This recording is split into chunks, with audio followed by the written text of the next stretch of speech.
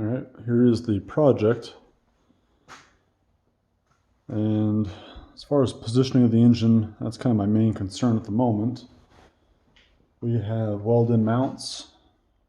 So the passenger side over here is tacked in pretty well. I think the position is pretty decent. This side was only roughed in, and as you can see, it's a little bit wide to give me some clearance for adjustment. And it's a good thing too, because this definitely needs to be adjusted a bit more. So height-wise, I think I probably need to raise this up a little bit.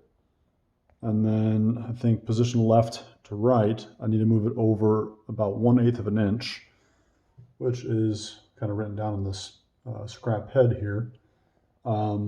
Everything's measured from the axles to the hubs on that run. Now, as far as the height, let's see, I have this nice little bar of aluminum here with some paint on the other end to the intake manifold. So it looks to be about 1 3/4. So definitely seems a bit lower from what I've seen online. The other concerns for fitment are with regards to this area down here. Let's see if I can get that. Yeah. So it's pretty tight, and I'm sure as the engine rocks, it's going to interfere. And I know people do a kind of a cutout in this area. I'm probably gonna have to do the same, but as it stands now, I think my biggest issue is just the height. Now I'm all for an engine that, hangs down pretty low.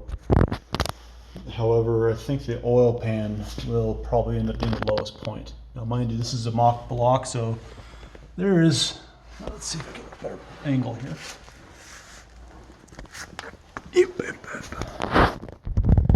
So it's truly just a bare block down here. There's nothing on it, there's no oil pan.